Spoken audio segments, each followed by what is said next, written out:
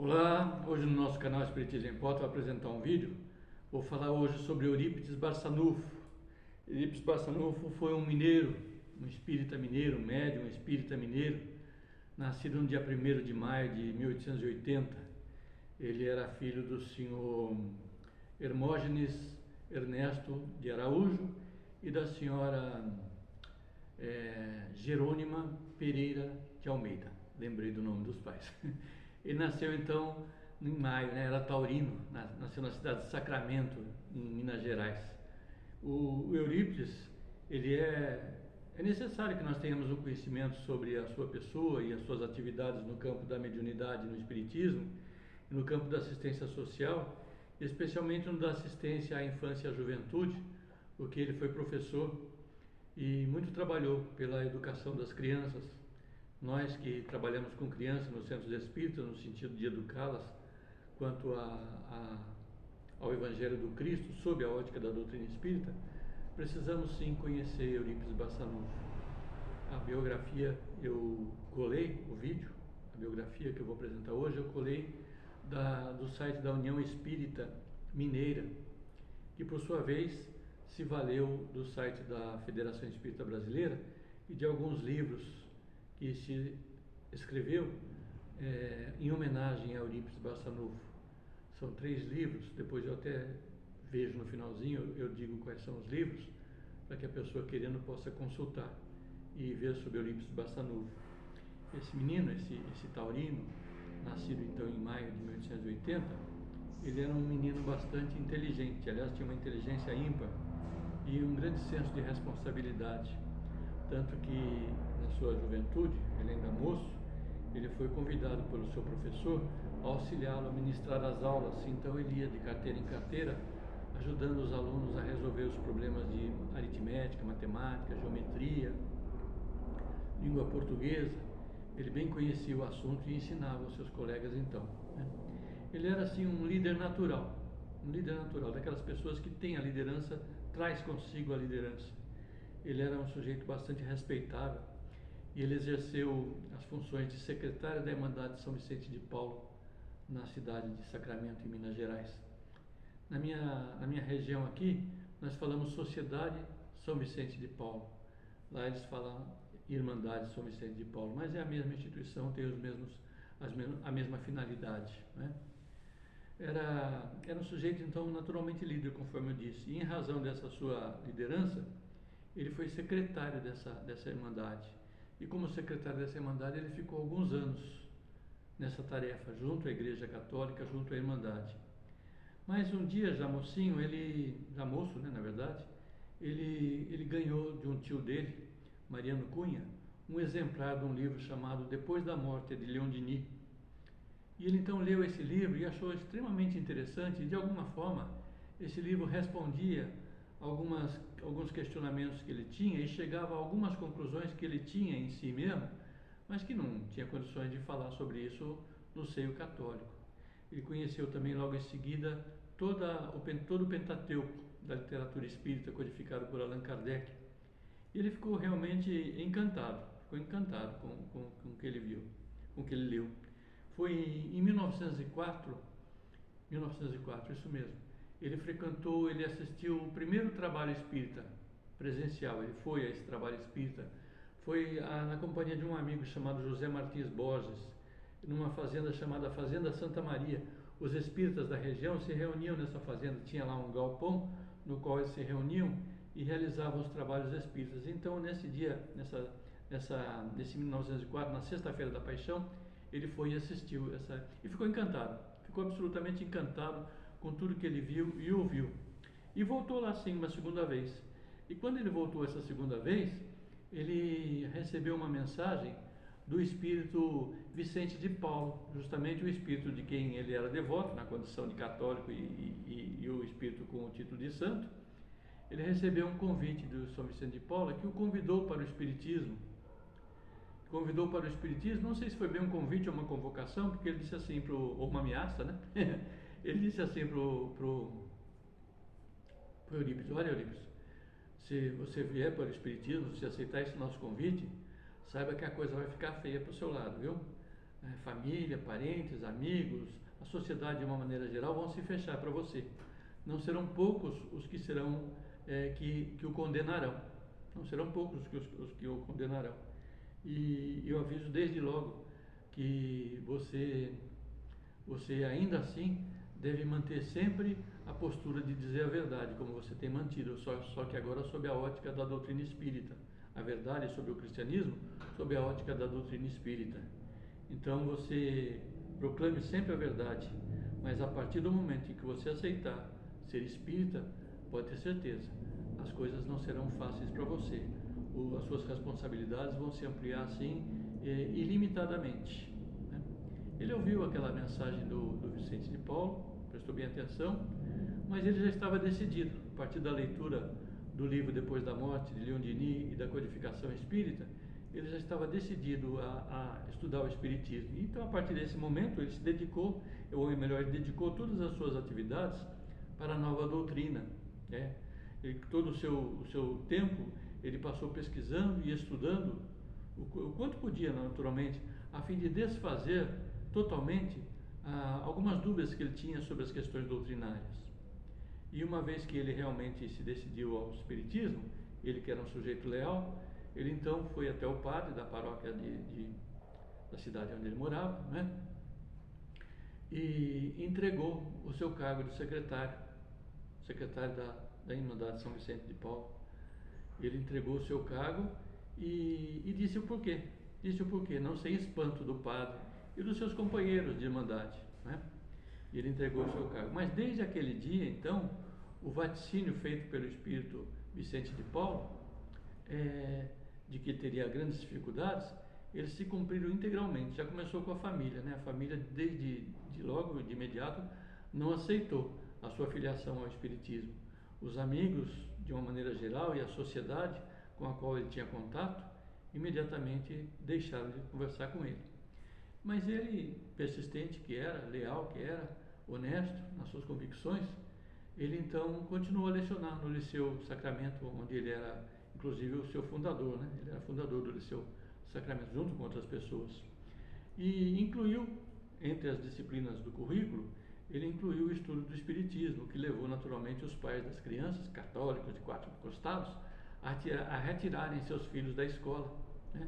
O que causou para o Eurípides Barçanufo, lá em Sacramento, uma grande perda financeira, né? Então ele já começou com a perda financeira, a perda emocional, né? Uma grande afetação emocional, especialmente pelos parentes, os amigos, os familiares que o haviam deixado, e também a saúde física ficou bastante abalada, porque o psiquismo, né? Mexe somatiza as enfermidades, e ele ficou bastante abatido também. Então ele nesse abatimento, ele se refugiou numa cidade vizinha, num pequeno local, numa cidade vizinha. Ele se refugiou por ali, a fim de recuperar então, de restabelecer então a sua saúde emocional e física, a fim de dar continuidade aos seus trabalhos na cidade de Sacramento. E foi justamente nessa época que a sua mediunidade então desabrochou em diversas modalidades. Olha, ele imediatamente, ou quase que imediatamente, surgiu nele a mediunidade de desdobramento. A vidência se ampliou, algo assim incomum, de forma incomum.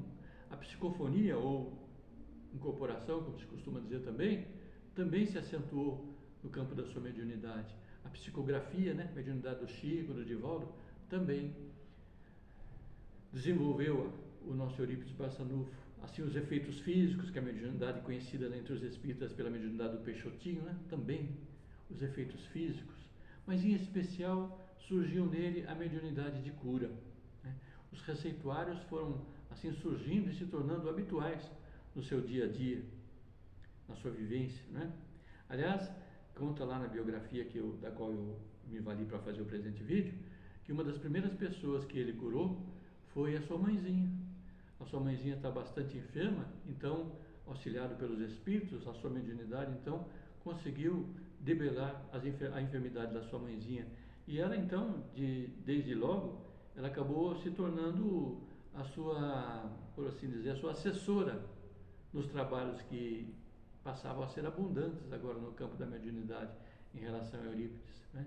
Eram fenômenos produzidos assim de forma absurda, atraindo inúmeras pessoas da região. Centenas de pessoas procuravam o Eurípides Barçanufo, né?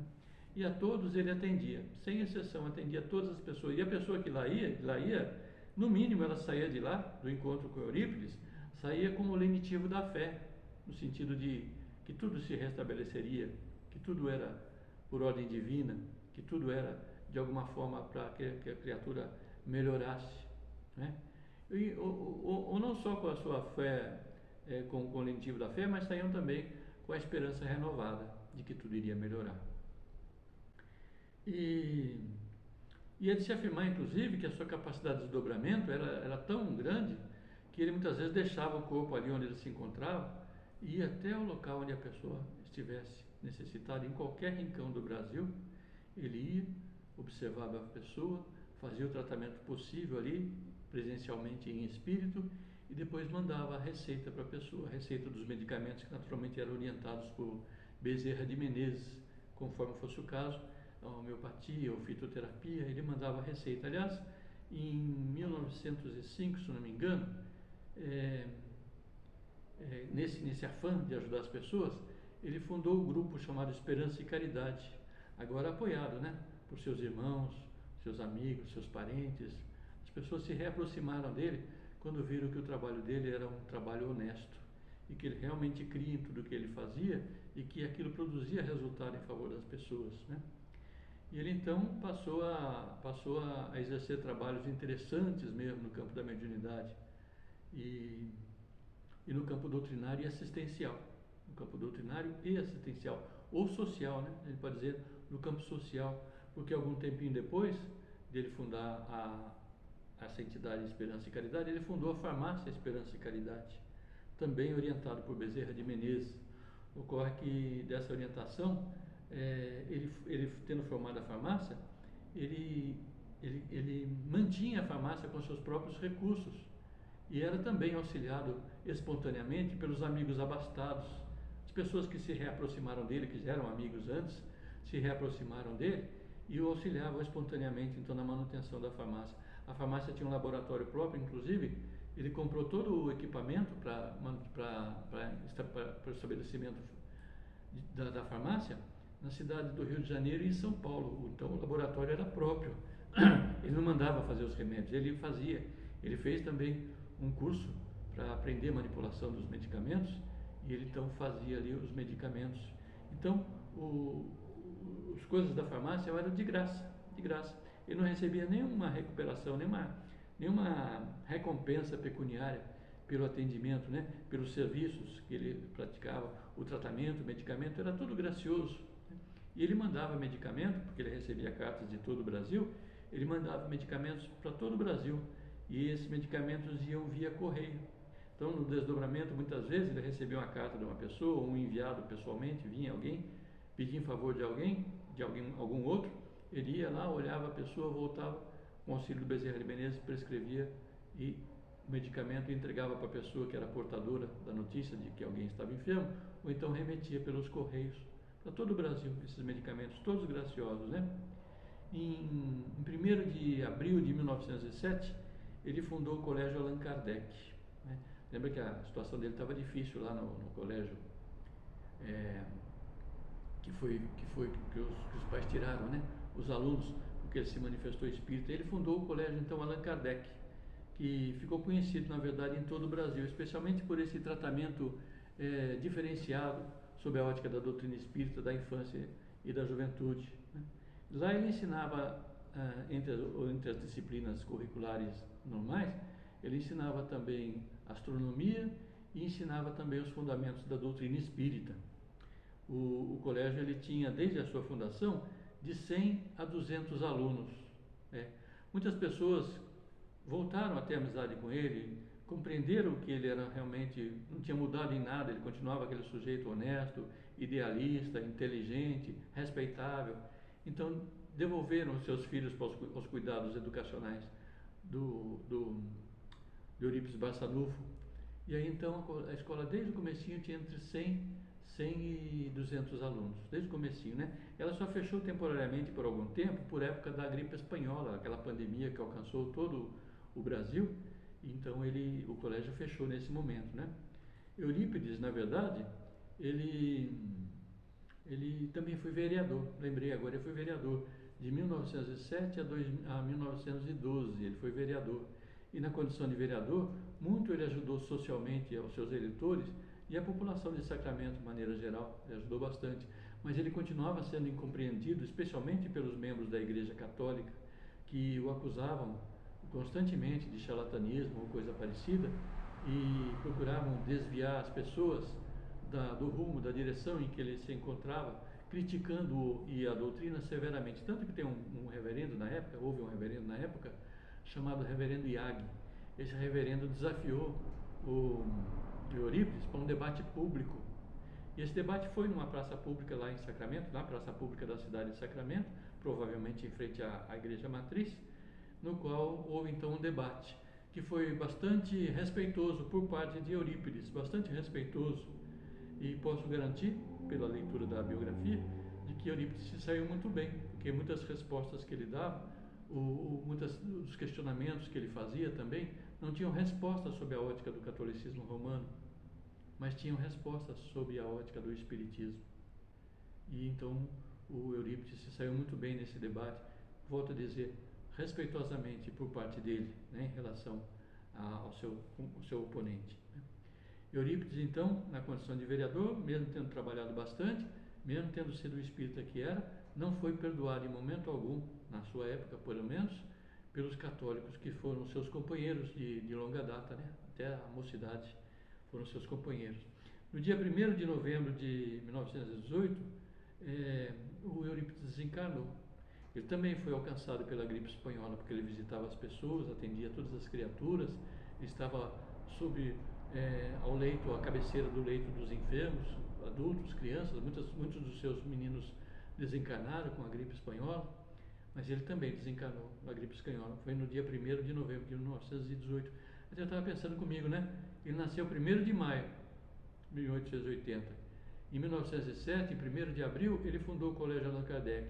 E no 1º de novembro de 1918, ele desencarnou, vitimado também pela gripe espanhola, né? Mas quando ele desencarnou, ele já estava novamente ladeado pelos familiares, parentes, amigos, pela sociedade que o apoiou, especialmente aqueles que o auxiliavam na manutenção da farmácia. Estavam todos à volta dele, todos ali. Ele desencarnou na companhia dos amigos encarnados e foi recepcionado no mundo espiritual pelos amigos desencarnados. Então, algumas pessoas dizem assim, até na biografia está dizendo isso, que agora, ele tendo desencarnado, ele estaria numa vida mais elevada e sublime. Até porque as pessoas da cidade, vou acrescentar isso que eu não tinha dito, todos acompanharam o féretro, né? Acompanharam o percurso do local onde estava o seu corpo até o cemitério que receberia o seu corpo. Todos o acompanharam de maneira solene e respeitosa. E alguns disseram então que agora desencarnado ou morto, como diziam algumas pessoas, ele estaria numa vida mais elevada e sublime. Mas eu discordo. Eu acho que ele já tinha uma vida elevada e sublime, mesmo encarnado, porque ele vivia com elevação espiritual e sublimava-se no auxílio ao próximo, repetindo os ensinamentos do Cristo Jesus. Ele já fazia isso, né? E para encerrar, eu gostaria de acrescentar uma coisa que tem lá na biografia, que não vou entrar no mérito dessa questão, naturalmente, né? Muitos dizem que o espírito que animou o corpo de Eurípides Barçanufo é o mesmo espírito que animou o corpo do Rufo. Rufo era um escravo que está descrito pelo Emmanuel no livro chamado Ave Cristo. Eu li esse livro, acho que muitos espíritas leram também. Rufo era aquele escravo, então, e Eurípides Barçanufo era a mesma criatura, ou o mesmo espírito. Mas não vou entrar nesse mérito. Apenas posso acrescentar, posso dar da minha parte, de que isso é perfeitamente possível, porque os espíritos missionários têm tarefas que se alongam por muitas encarnações, haja vistas ao Chico Xavier, ao Emmanuel, ao Divaldo, né? À Joana de Ângeles, que vem encarnação em encarnação se auxiliando no campo da mediunidade, ou no campo da vulgarização da doutrina espírita, e mais recentemente no campo da mediunidade sob o Espiritismo, né? Você compartilha aí o nosso vídeo com seus companheiros, porque eu acredito que muita gente não conhecia Eurípides Barçanufo, mas podem conhecer muito mais lendo algumas obras que falam detalhadamente sobre eles. Eu vou mencionar 3 livros que foram usados inclusive na bibliografia feita pela União Espírita Mineira, da qual eu colhi o vídeo de hoje, colhi o conteúdo para o vídeo de hoje. Eu vou ler aqui no meu computador, deixa eu só procurar aqui a página aqui, tá aqui, achei. Devia ter deixado à vista, né? Já ficar mais fácil. O livro chamado Os Grandes Vultos do Espiritismo, de Paulo Alves Godoy, é editado pela Federação Espírita do Estado de São Paulo. Um livro chamado Eurípides, O Homem e a Missão, é de Corina Novellino, é da IDE Editora. E o livro Eurípides Barçanufo, O Apóstolo da Caridade, esse eu li, é do Jorge Rizzini, das edições Correio Fraterno. Lendo qualquer desses livros, e se ler os 3, vão ver que algumas coisas se repetem, né? Porque é o mesmo personagem. Lendo, vocês vão conhecer a dimensão desse espírito que foi Eurípides Barçanufo. Vão observar que ele realmente foi dos vanguardeiros do espiritismo no começo do século passado, especialmente no começo do século passado, e que ele tinha uma estrutura cristã de origem, porque tendo sido ele um espírito missionário, tinha essa origem em si, tinha essa segurança e a confiança da espiritualidade para realizar o trabalho que realizou.